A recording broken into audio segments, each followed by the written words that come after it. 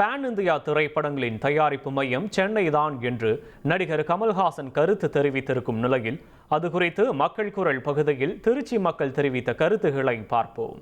சென்னையில் தான் நிறைய ஸ்டூடியோ இருக்குது. அப்போதைக்கு அந்த நம்ம சிவாஜி கணேசன் சார் எடுத்த கர்ணனாக இருக்கட்டும், இந்தியா சங்கர் சார் எடுத்த இந்தியனாக இருக்கட்டும், எல்லாமே வந்து உலக அளவு பேசப்பட்டுச்சு. அது எல்லாருமே எதிர்பார்த்தாங்க. அடுத்து இந்த பார்ட் 2 வராதா, பார்ட் 1 வராதா, பார்ட் 2 வராதான்னு ரொம்ப எதிர்பார்த்தாங்க.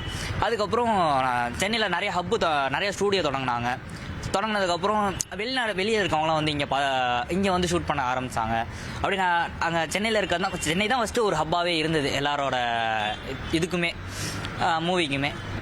ஆக்சுவலாக சொல்ல போனால் பேன் இண்டியாவில் வந்துட்டு மொத்த இந்தியாவில் வர படங்களை தான் சொல்லணும். இது பேன் இண்டியாவோட ஹப்பு சென்னைன்னு சொல்கிறப்ப நம்ம கோலிவுட் இண்டஸ்ட்ரியிலேருந்து எந்த படம் ஜெயிச்சிருக்குன்னு கேட்டால் நான் கொஷின் மார்க் தான் சொல்லுவேன்.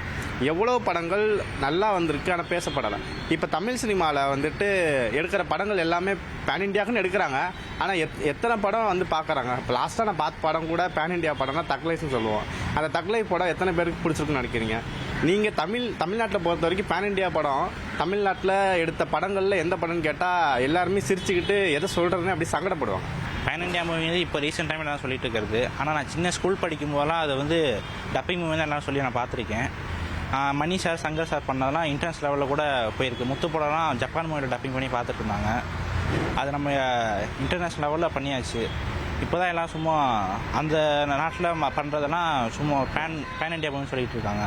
இல்லைண்ணா, பேன் இண்டியா வந்து சென்னை தான் சொல்கிறீங்கல்ல, ஆனால் இப்போதைக்கு எதுவுமே பேன் இண்டியா ஃபிலிம் வந்து தமிழ்நாட்டில் வந்த மாதிரியே தெரில.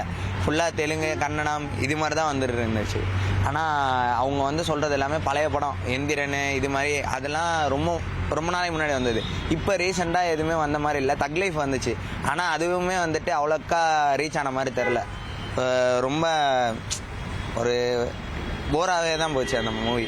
ஒவ்வொரு ஸ்டேட்லேருந்து ஆள் எடுத்து போட்டுட்டு அதை வந்து இது பண்ணால் அது டப்புடு பேன் இண்டியா படம் அப்படின்ற மாதிரி சொல்லிடுறாங்க. ஸோ பேன் இண்டியா படங்கிறது வந்து நம்ம வந்து ஓவராக இதுக்கு க்ரியேட்டிவிட்டிஸில் போகாமல் கதை ஓரியன்டாக போனால் நல்லாயிருக்கும். ஏன்னா தமிழ் இண்டஸ்ட்ரி வந்து அதில் தான் நல்லா பெருசாக வளர்ந்துச்சு. நல்லா கதை மேலே கான்சென்ட்ரேட் பண்ணி நம்ம ஃபிலிம் இண்டஸ்ட்ரி இருந்தால் நல்லாயிருக்கும் அப்படின்ற ஒரு எண்ணம். இன்னொன்று, அந்த மாதிரி டெக்னாலஜிக்கல் அட்வான்ஸ்மெண்ட்ஸ்லாம் ஃபிலிம் இண்டஸ்ட்ரியில் கொண்டு வந்தது நம்ம தமிழ்நாட்டிலேருந்து ஆரம்பித்தது இந்தியாவுக்கே.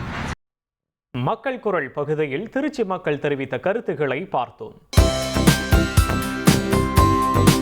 தந்தி டிவியை உங்கள் கேபிள் டிவி ஆபரேட்டரிடம் இலவசமாக கேட்டு பெறுங்கள்.